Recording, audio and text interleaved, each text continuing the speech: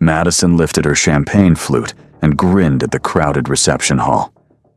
"I invited someone special tonight," she announced.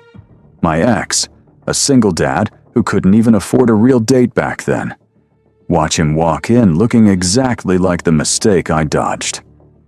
The guests laughed, hungry for the show. Then the doors opened. Cameron stepped through in a tailored charcoal suit, a watch that caught every light in the room, and the calm of a man who owned far more than he showed. The laughter died instantly. Madison's smile froze. The Hartwell estate had cost more than most people earned in a year, and Madison had chosen it for exactly that reason. The wedding ceremony itself was still an hour away, set to begin in the garden after sundown, and this was the cocktail reception that came before it, the part where 200 guests mingled under chandeliers and waited to be impressed. She had wanted marble under everyone's feet, and a guest list that would talk about this night for a decade. Every detail had been arranged to send one message before a single vow was spoken. She had arrived. She had won. For 3 weeks she had rehearsed the moment in her mind. She knew where she would stand, how she would hold her glass, the exact tilt of her chin when she said the word X. The plan was not an accident. It was the centerpiece of the evening, more important to her than the cake or the music or even the man she was about to marry. She wanted a story, and stories needed a villain who walked in looking small. That villain had a name, and the name was Cameron. She had dated him years earlier, back when his entire life fit inside a one-bedroom apartment and a used sedan with a cracked taillight. He had worked long shifts, carried responsibilities heavier than any man his age should have, and never once apologized for the weight on his shoulders. Madison had mistaken that weight for failure. She had walked away convinced she was trading up, and she had spent the years since collecting proof that she had been right. Across the room, her maid of honor leaned close, glittering and gleeful. "Tell me you actually invited him," Brittany whispered, eyes wide with the thrill of cruelty dressed as fun. "Tell me he's really coming." "He confirmed 2 days ago," Madison said, smoothing the front of her gown. Polite little reply. He has no idea what he's walking into. Brittany laughed into her champagne. "You are evil. I love it. He's going to stand there in some sad department store jacket while everyone remembers why you left him." She squeezed Madison's arm. "This is the best wedding favor anyone's ever given their guests. A live demonstration of good decisions." Madison let herself smile, but only halfway. She had learned long ago that the best performances looked effortless, and she did not want to seem like a woman who needed the moment too badly. Still, she needed it.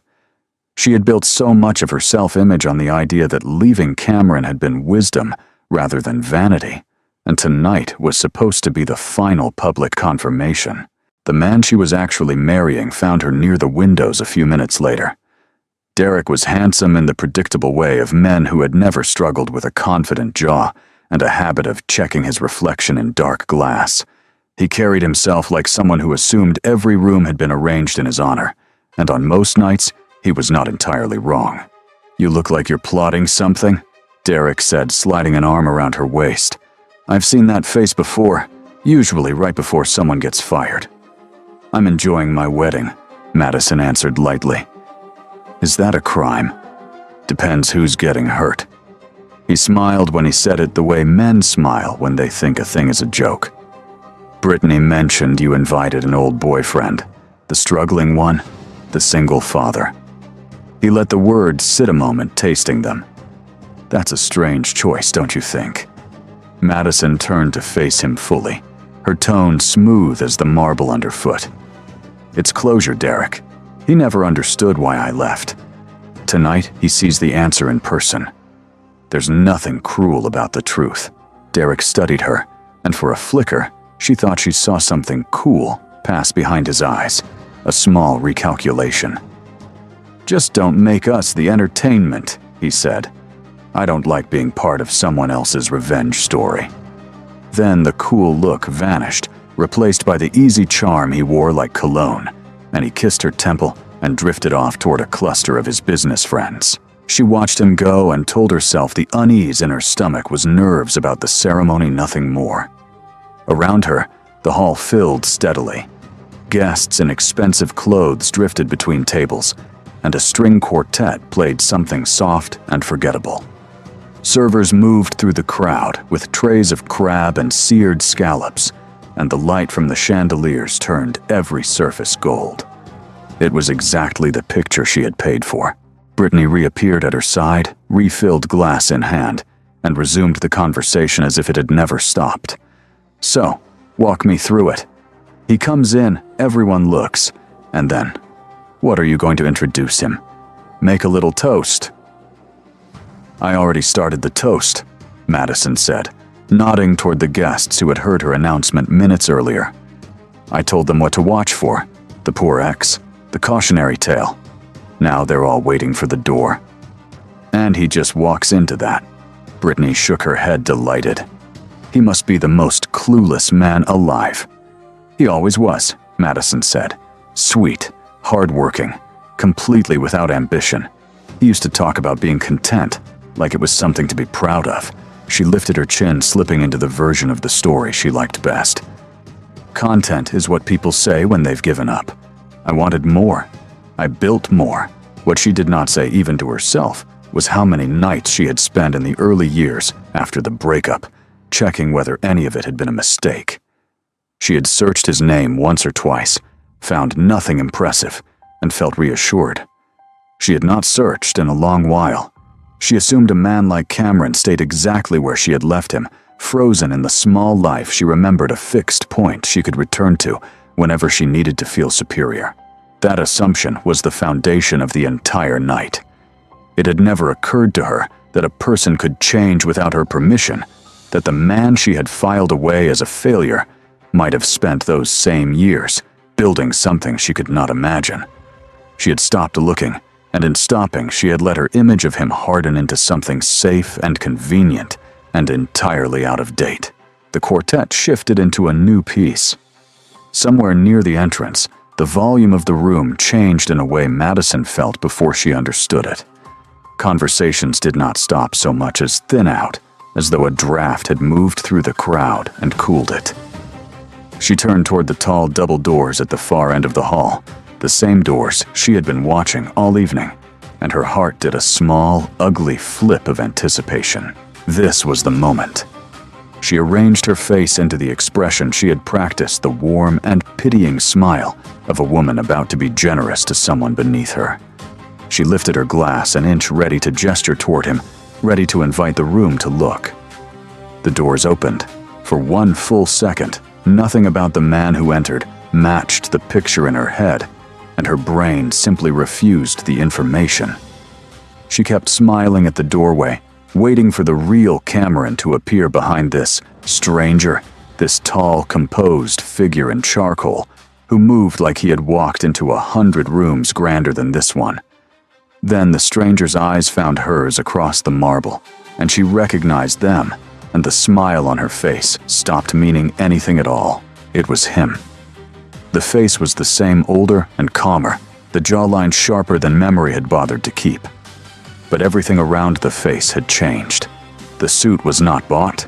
It was built the kind of tailoring that did not announce a price, because it never had to. On his wrist sat a watch that caught the chandelier light and threw it back in a hard, clean flash, the sort of object men in this very room recognized and quietly envied. He did not hesitate at the threshold. He did not scan the crowd nervously or tug at his collar or search for a friendly face. He simply walked in unhurried, as though the evening had been waiting for him rather than the other way around. And the guests who had been told to expect a cautionary tale found themselves looking at a man who looked like the lesson nobody wanted to learn. Beside him walked a second man, older, gray at the temples, with the unmistakable ease of serious money. Madison did not know him yet, but she would learn his name was Vaughn, and that his presence at Cameron's shoulder said more about Cameron's life than any speech could. The two of them moved together in low conversation, and the casual way Cameron leaned toward the older man, the way the older man listened, told the room these were not employee and boss, but something closer to equals. Brittany's hand found Madison's arm and gripped it. "That's not," she started, then stopped. "Madison, is that him?" Madison could not answer. Her mouth had gone dry, and the glass in her hand felt suddenly heavy and pointless. The toast she had prepared, the warm, pitying introduction, the whole architecture of the evening sat in her throat like a stone. Every face she had primed to look at Cameron and laugh was looking at him now, and not one of them was laughing. Across the hall, Derek had turned from his business friends to study the new arrival. She watched her fiancé's expression shift from idle curiosity to something more focused, the look of a man recognizing a competitor he had not expected to find at his own wedding. Derek's eyes moved from Cameron's watch to the older man at his side, and Madison saw him do the math, saw him understand that the punchline she had promised was not going to land the way she had sold it. Cameron's gaze, meanwhile, had not left her. He crossed perhaps half the distance toward her, his pace unhurried, and the crowd parted for him without being asked. There was nothing aggressive in the way he approached, nothing that hinted at revenge or grievance. If anything, he looked mildly, distantly amused, the expression of a man who had read the room in 3 seconds and understood the joke had been meant for him. "Madison," he said when he reached a comfortable distance, his voice even and low and entirely free of bitterness. "Congratulations. The room looks beautiful." The simple courtesy of it undid her more than any insult could have. She had armored herself against contempt, against awkwardness, against a defensive sneer. She had no defense prepared for a man who walked into a trap and complimented the decor. "Cameron," she managed. "You came. You invited me," he said, as though that settled it. "It seemed rude to ignore you on your wedding day." Brittany found her voice before Madison could. "And you?" She gestured vaguely at the suit, the watch, the older man. "You look very different." Cameron glanced down at himself, as if noticing the suit for the first time. "Things changed," he said simply. He did not elaborate. He did not list achievements, or name companies, or offer the explanation everyone in earshot was suddenly desperate to hear. He let the absence of bragging do the work, and the work it did was devastating, because a man who refuses to explain his success forces everyone else to assume it is enormous. The older man extended a hand toward Madison with a polite, unreadable smile. "Vaughn," he said. "I work with Cameron. He insisted we stop by before our flight tomorrow. Said an old friend was getting married and it would mean something to be here." He glanced at Cameron with something like fondness. "He doesn't make many social stops. You should feel flattered." The word friend hung in the air with quiet weight. Not bitter ex. Not the man you humiliated. Friend. Cameron had handed her a kindness she had not earned and didn't know what to do with, and the gap between his grace and her intentions opened beneath her like a trapdoor. Madison was aware distantly of the silence that had spread across the nearest tables. She was aware that Brittany had stepped back half a pace, that Derek was watching from across the room with his jaw tight, that the guests she had armed with a story were now reassembling that story in real time and casting her, not Cameron, as the fool. The cautionary tale had a new subject, and she was standing in her own white gown at the center of it. "I'm glad you could make it," she said, and the words came out smaller than she wanted, thin and uncertain, in a voice that had announced his arrival so confidently minutes before. The contrast was not lost on anyone. It was certainly not lost on her. Cameron inclined his head slightly. "I won't keep you. You have a long night ahead." He glanced once around the gilded hall, taking in the marble and the chandeliers and the careful, expensive perfection of it all, and for just a moment, something flickered across his face that she could not read. Neither admiration nor envy, more like a man recognizing a kind of effort he had outgrown. "It's a lovely place," he added. "You always did want the room to speak for you. The observation was gentle. It was also exact, and it landed in her chest like a key, turning in a lock she had not known was there. He had named the truth of the whole evening without cruelty, and the lack of cruelty made it impossible to deflect. He let the moment settle, then offered a small, courteous nod, and turned with Vaughn toward the side of the hall, where a server was already moving to bring them drinks. He did not storm out. He did not demand an apology. He simply removed himself from the spotlight she had built for him, and in doing so, he left it burning on her instead. Brittany leaned in her earlier glee, entirely gone, replaced by the nervous energy of someone who had bet on the wrong horse. "Okay," she whispered. "That did not go how you said it would. Madison, that man is... Did you see the watch? Did you see who he came in with?" "I saw," Madison said quietly. "Everyone saw," Brittany said. "That's the problem." Madison looked out at her wedding, at the 200 guests she had personally instructed to watch the door and judge what came through it. They had watched. They had judged. And the verdict forming on their faces had nothing to do with Cameron's old apartment, or his cracked taillight, or the small content life she had mocked an hour ago. The verdict was about her, about the woman who had turned her own wedding into a stage for someone else's humiliation, and discovered too late that she had cast herself in the role. She set her champagne down on the nearest table because her hand had begun to shake, and she did not want anyone to see it. Across the room, Cameron accepted a glass from the server, said something that made Vaughn laugh, and looked entirely infuriatingly at ease. He had walked into the worst ambush she could design, and turned it into nothing. Worse than nothing. He had turned it around without lifting a finger. The ceremony had not even begun. The vows were still ahead. The dancing, the toasts, the long public hours of a night she could not cancel and could not control. And for the first time since she had begun planning this evening, Madison understood that the story being told in this room was no longer hers to write. She had reached for the satisfaction of looking down on someone, and the floor had quietly moved beneath her feet. And now she had to stand in front of everyone she knew and find out how far she had fallen. The first 10 minutes after Cameron's arrival were the hardest Madison had ever lived through in public.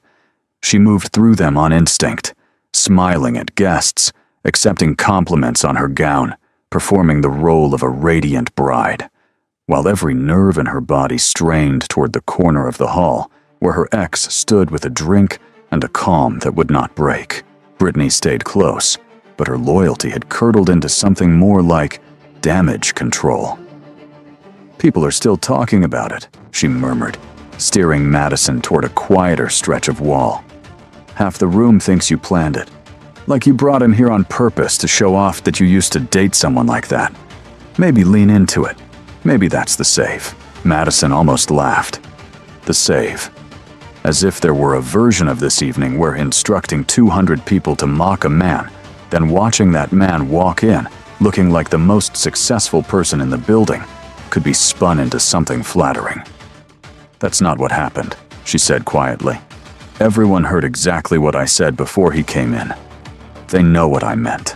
Across the hall, the cluster of Derek's business friends had drifted toward Cameron, and Vaughn drawn the way money always drifts toward money. Madison watched one of them, a heavy-set man in a navy suit, shake Cameron's hand, with the enthusiasm of someone who had just recognized a name. She could not hear the words, but she could read the body language, the slight lean forward, the deference, the way the navy-suited man kept nodding as Cameron spoke. Whatever Cameron had built, these men knew about it. That was the detail that frightened her most. She had assumed his success, if it existed at all, would be the quiet local kind, a decent house, and a steady job, the sort of thing she could acknowledge and still feel superior to. But the men around him now were not impressed by decent. They were impressed by rare. And they were treating Cameron like the rarest thing present. She found out the shape of it by accident, drifting close enough to a conversation between two of Derek's colleagues to catch the thread. They were not whispering. They had no reason to. Built the whole logistics platform from nothing, one was saying. Sold a majority stake last year. The number was insane. Vaughn's firm came in early, that's why he's glued to him. The other man let out a low whistle. And he's just standing at a wedding drinking white wine. If I'd done that, I'd have a billboard. Madison turned away before they could see her face. The information rearranged something fundamental inside her. The man she had walked away from for lacking ambition had quietly become the kind of person other ambitious men flew across the country to stay close to. She had spent years telling a story about trading up, and the story had just been exposed as a lie in front of everyone whose opinion she cared about. Derek found her a moment later, and there was no charm in his face now. "You want to tell me what's going on?" he said, his voice low and tight. "Because I just spent 5 minutes listening to my own friends explain that your sad little ex is worth more than everyone at this wedding combined, including me, including my father." "Derek, you told me this was closure." His jaw worked. "You told me he'd walk in looking like a mistake. Instead, he walks in looking like the smartest man here, and now every person I know is going to remember that my bride tried to humiliate a guy who could buy this venue without checking the price." He shook his head slowly. "This was supposed to be my night, too. You turned it into a joke, and the joke's on us." The unfairness of it stung even as she recognized the truth underneath. Derek did not care about the cruelty of what she had planned. He cared that the cruelty had backfired and splashed onto him. His anger was not moral, it was reputational, and somehow that made it worse, because it meant the man she was about to marry was reacting to the exact same vanity that had driven her own scheme. She had recognized something in him tonight that she did not want to look at directly. "Lower your voice," she said. "People are watching." "People have been watching for 20 minutes, Derek shot back. "That's the problem." He straightened his jacket, rebuilding his composure for the benefit of the room, and when he spoke again, it was through a fixed social smile. "Fix it. I don't care how. But fix it before the ceremony, or I promise you this becomes a much longer conversation than you want to have in a white dress." He walked off to rejoin his friends, leaving Madison alone against the wall, with a problem she did not know how to solve. Fix it. As if there were a button somewhere that would unspool the last half hour. She looked across the hall at Cameron, who had just said something that made the heavy-set man in navy laugh out loud, and she felt the full weight of her miscalculation press down on her chest. She could keep performing. She could smile through the ceremony dance, the first dance, and hope the night buried the memory under enough champagne. Or she could do the one thing that terrified her more than public embarrassment, which was to walk across the room on her own feet in front of everyone and speak to the man she had tried to destroy. For a long moment, she did neither. She stood frozen between her pride and her instinct for survival, and in that frozen moment, she understood something she had spent years avoiding. The plan to humiliate Cameron had never really been about Cameron. It had been about her, about the gnawing private suspicion that she had chosen wrong all those years ago, that the content little life she had mocked might have held something her gilded one did not. She had built this entire spectacle to silence that suspicion. Instead, she had handed it a microphone. The decision when it came did not feel like courage. It felt like the only road left that did not end in her hiding in a bathroom on her own wedding day. She set her shoulders, smoothed her gown, and crossed the marble toward the corner where Cameron stood. Heads turned as she moved. She could feel the attention gathering behind her, like a wake, the whole room sensing that the second act of the night was about to begin. Cameron saw her coming, and did not tense, did not smirk, did not arrange himself for a confrontation. He simply turned to face her with the same unhurried calm he had worn since the doors opened, and the men around him stepped back to give them space without being asked the way people do when they sense something private approaching. "Can we talk?" Madison said, somewhere with fewer eyes. "Of course," Cameron said. He set his glass down and gestured toward a set of glass doors that opened onto a stone terrace lit softly and mercifully empty. After you. Outside, the night air was cool and clean after the heat of the hall. The noise of the party dropped to a murmur behind the glass. Madison wrapped her arms around herself, suddenly aware of how much of her confidence had been borrowed from the crowd, and how little of it remained now that the audience was gone. "I owe you an apology," she said, and the words came out stiff and unfamiliar because she could not remember the last time she had meant them. "What I did tonight. What I said before you came in. It was cruel. I planned it to be cruel." "I know," Cameron said. There was no accusation in it. "I knew before I accepted the invitation. You don't invite an ex to your wedding to wish you well, Madison. I understood what the night was supposed to be." The simple fact that he had known that he had walked in fully aware he was meant to be the punchline stripped away the last of her defenses. "Then why come?" she asked. "If you knew what I was planning, why would you walk into that?" He considered the dark garden beyond the terrace before he answered. "Because I needed to know if it would still get to me," he said. "For a long time after we ended, what you thought of me had a hold I didn't like. You decided I was a failure, and some part of me carried that around like it was a fact instead of an opinion." He looked at her directly. "I wanted to stand in a room where you were trying your hardest to make me feel small and find out whether it still worked. It doesn't. That's worth more to me than the suit." Madison absorbed that, and it landed harder than any insult could have. He had not come to win. He had come to be free of her, and the freedom was real, and watching it made her own smallness impossible to ignore. "You could have humiliated me," she said. "When you walked in, you had every chance. Everyone was already turning. One sentence and you could have buried me." "I thought about it," Cameron admitted, and the honesty of that was somehow a relief. "On the drive over, I had a few sentences ready, things that would have landed." His mouth moved toward something that was almost a smile but carried no cruelty. "Then I got here and realized I didn't want them anymore. Hurting you wouldn't have proven I'd grown. It would have proven I was still standing in the same place you left me, just with better shoes." The line stayed with her, simple and exact, the kind of thing she would turn over for weeks. She had spent the evening trying to use other people's eyes as weapons, and here was a man who had decided deliberately not to pick the weapon up. The difference between them had never been money. The money was just the part everyone could see.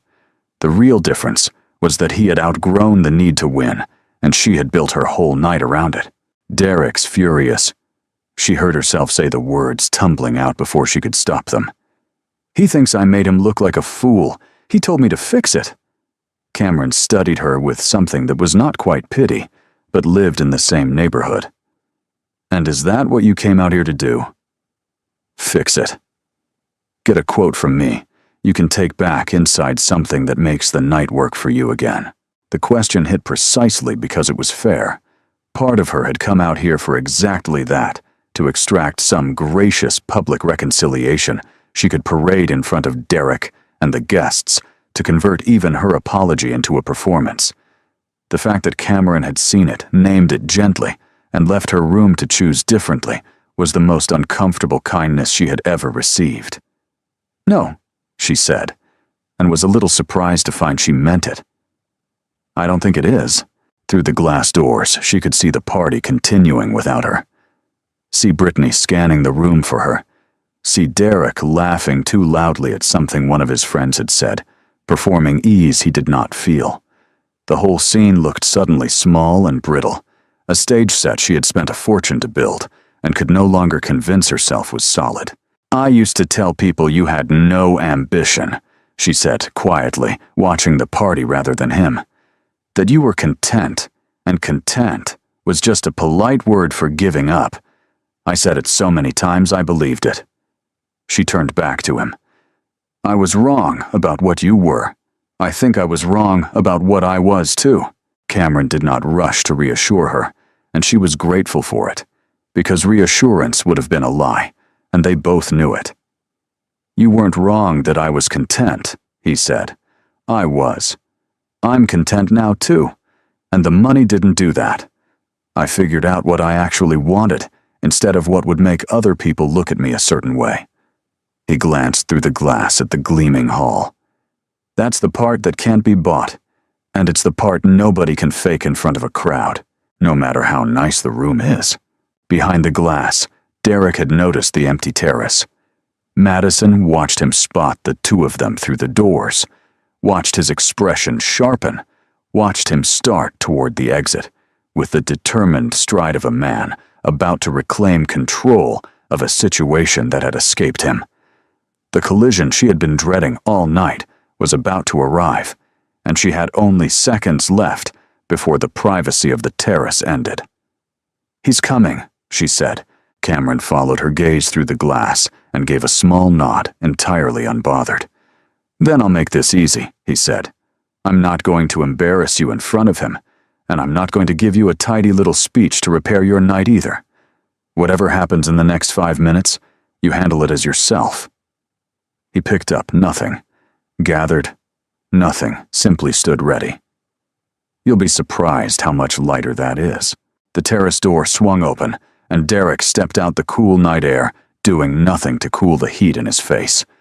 He looked from Madison to Cameron and back, and the smile he wore was the kind people put on right before they say something they cannot take back.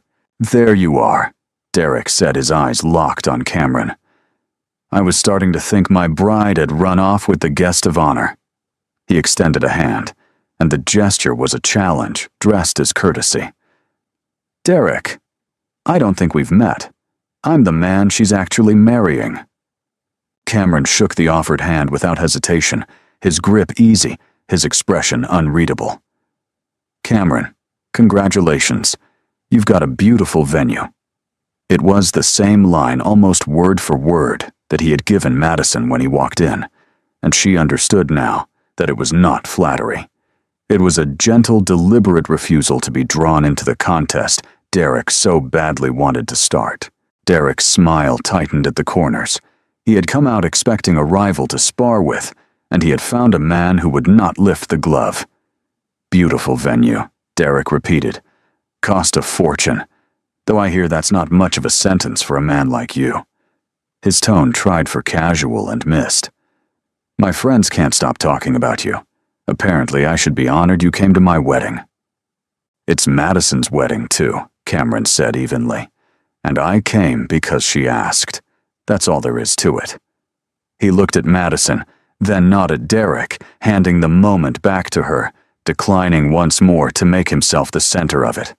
The choice was clear and quiet, and entirely his, and it left Madison standing on the cold terrace between the man she had tried to humiliate and the man she was about to marry, with the whole shape of her future suddenly visible and not at all what she had imagined an hour before. The three of them stood on the terrace in a silence that belonged to Madison alone.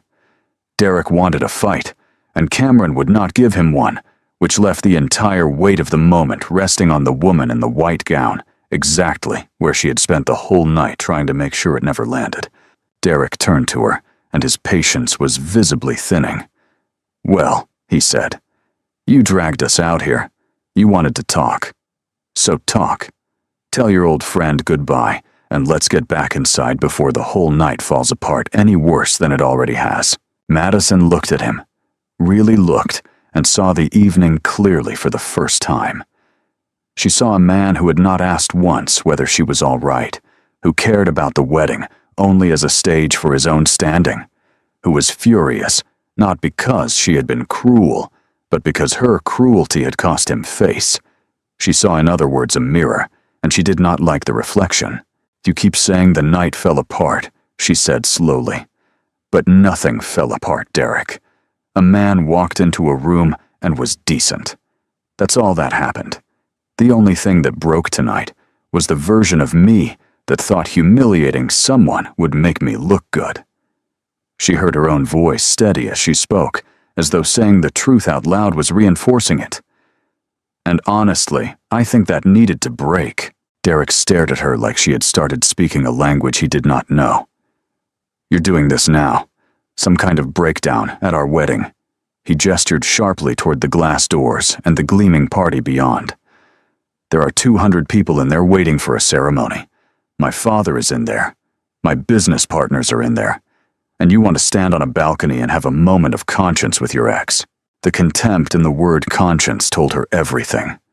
She had spent years convincing herself that ambition and refinement were the same as character, that a man who wanted big things must be a big person. Standing here, she finally understood the difference. Cameron had built something enormous and stayed gentle. Derek had inherited comfort and stayed small. The size of a life and the size of a person were not the same measurement, and she had been reading the wrong one her entire adult life. "I'm not having a moment of conscience," she said. "I'm having a moment of clarity. There's a difference." She glanced at Cameron, who stood quietly to the side, neither inserting himself nor retreating, simply letting her find her own footing. "An hour ago, I told a room full of people to laugh at a man because he was once poor. I thought that would make me feel powerful. It made me feel like the smallest person in the building. And the worst part is no one had to do anything to me. He just walked in and existed, and I did the rest to myself." "So this is his fault," Derek said, jabbing a finger toward Cameron. "He shows up dressed like that, flashing that watch, and now you're rethinking your entire—" "He didn't flash anything." Madison cut in, and the firmness in her own voice surprised her. "He shook hands. He complimented the room. He called me a friend in front of people I'd just told to mock him. He had every reason to destroy me tonight, and he chose not to. You've been out here 90 seconds, and you've already tried to start a fight with a man who won't fight you." She held Derek's gaze. "That tells me more about both of you than anything that happened inside." The accusation hung in the cool air, and Derek's face cycled through several reactions before settling on cold. "Careful," he said quietly. "You're talking yourself into something you can't walk back. We have guests. We have a ceremony scheduled in 40 minutes. Whatever this is, you put it away, you go back in there, and we get married. And tomorrow, you can have whatever crisis you want." He straightened his cuffs. That's not a request. It was the cuffs that did it.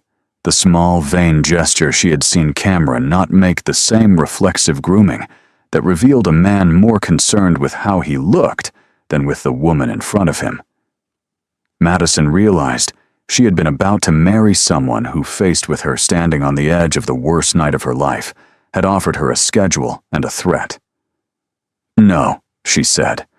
The word came out quietly, but it carried. Derek blinked. "No what? No, we're not getting married in 40 minutes. She felt the enormity of it settle over her, terrifying and clarifying at once. "Not tonight. Maybe not at all. I built this whole evening to prove I made the right choice years ago, and the proof came back the other way. I can't stand in front of 200 people and promise forever to a man whose first instinct when I was falling apart was to manage me." She drew a breath. "I did that to Cameron once. I treated a person like a problem to handle. I'm not doing it again. And I'm not marrying someone who does it to me." Derek's composure finally cracked, but not into hurt, into fury. "Do you understand what you're saying? Do you have any idea what this costs? The venue, the guests, my family's name. You'd blow all of it up over a guilty conscience and an old boyfriend in a nice suit. That's the third time you've mentioned the cost and the family name," Madison said. "You still haven't asked if I'm okay. You haven't once tonight." She shook her head slowly. "And that's the answer, Derek. That's the whole answer."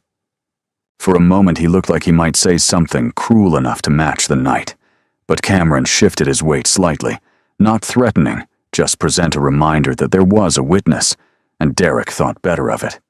He took a step back, then another, his jaw tight. "You're going to regret this," he said.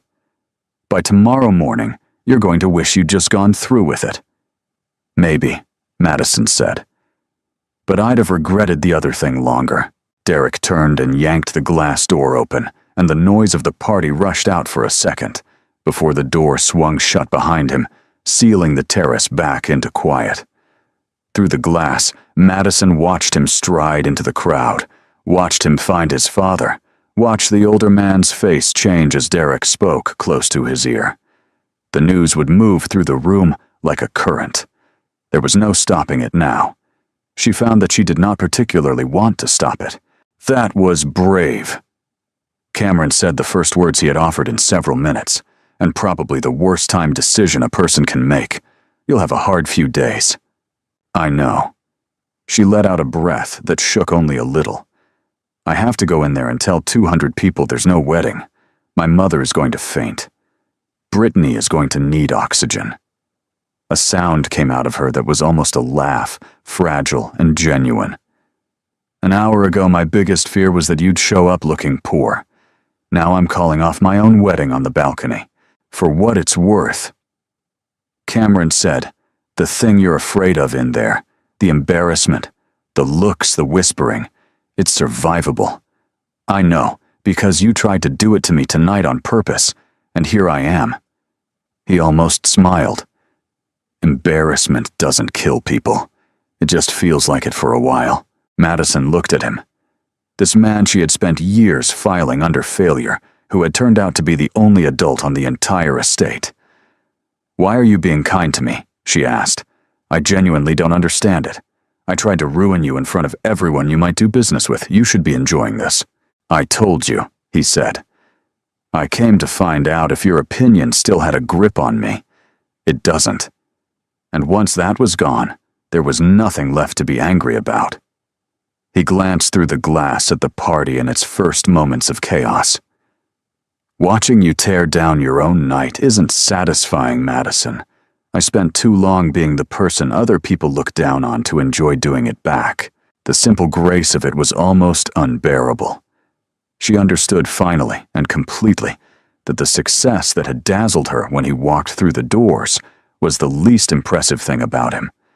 The suit and the watch and the older investor at his side were just the surface. The real thing, the part she had thrown away years ago and could never get back, was a man who had been treated as small and refused to become small in return. I'm not going to ask you for anything, she said. I want to be clear about that. I'm not standing here hoping you'll catch me. I know how that would look, and I know I haven't earned it. She squared herself toward the doors. I just wanted to say it before I go back in. You were right about me. I don't think I even knew who I was when no one was watching. I'm about to find out. That's the only useful thing tonight gave you, Cameron said. Don't waste it. She nodded and gathered the front of her gown in both hands and walked toward the glass doors and the storm waiting behind them. She did not look back to check whether he approved, and that small absence of need felt like the first honest thing she had done all evening. Inside the hall had already shifted. Word had spread far enough that the music had faltered, that clusters of guests were turning toward her, with open curiosity, that Brittany was hurrying across the marble with her face white. Derek stood near the head table with his father, both of them rigid with the particular anger of men whose plans had been disrupted in public. Madison did not go to them. She walked instead to the small raised platform, where the toasts were meant to happen, picked up the microphone that had been set out for the evening, and tapped it once. The sound cut through the hall, and the remaining conversations died, and 200 faces turned toward the bride, who had promised them a spectacle, and was about to deliver what nobody had predicted. I owe you all the truth, she said, and her voice carried clear and steady across the marble. Earlier tonight, I told you to watch the door. I told you a man was coming who I wanted you to look down on. I called him a single father who couldn't afford a real date. I set him up to be the joke of my wedding. She let the words sit, refusing to soften them. I was the joke.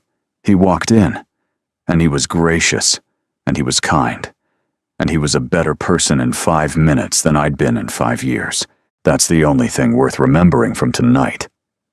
A murmur moved through the crowd. She found Cameron near the back, having slipped in quietly behind her, standing beside Vaughn, with an expression she could not fully read, but that held no triumph in it. She turned slightly toward him as she spoke, addressing him as much as the room. Cameron, I'm sorry. Not the kind of sorry that wants something back. Just sorry. She looked away from him back to the wider crowd. And there isn't going to be a ceremony tonight. I won't pretend everything is fine and marry someone in 40 minutes because the schedule says so. You all came for a celebration, and I'm sending you home with a story instead. I'm sorry for that too. But it's the most honest thing I've got. She set the microphone down into a silence so complete she could hear the chandeliers humming. Then she stepped off the platform, and the noise rose behind her shock and gossip and the scramble of a night collapsing, and she walked through all of it with her chin level and her hands steady. Cameron met her near the doors. He did not offer to fix anything, did not slip her. His number did not turn the moment into a beginning. He simply gave her a small nod, the kind one person gives another when respect has been earned the hard way. You did the difficult thing, he said, in front of everyone. That's worth more than any of this. It doesn't feel like it yet, she admitted. It won't for a while, he said. Then one day it will. He gestured toward Vaughn, who was already moving to retrieve their coats. We have an early flight. I'm glad I came, Madison. Not for the reason you invited me, but I'm glad. And with that, he turned and walked out the way he had come, unhurried, free, leaving her standing in the wreckage of the evening she had built to humiliate him. Madison watched the doors close behind him and understood the lesson would outlast the embarrassment by years. She had tried to raise herself by pushing someone down, and the only thing that had risen was the truth about who she had become. The man she had labeled a failure had walked away as the richest person in the room, and not because of the watch, because he had nothing left to prove, and she was only now learning what that cost and what it was worth. The hall emptied slowly behind her. She did not hide from any of it. For the first time in longer than she could remember, there was no plan, no audience to manage, no story. She needed someone else to tell on her behalf. There was only a woman in a white dress at the end of a night that had gone nothing like she intended, standing on her own 2 feet, finally quiet enough to hear herself think.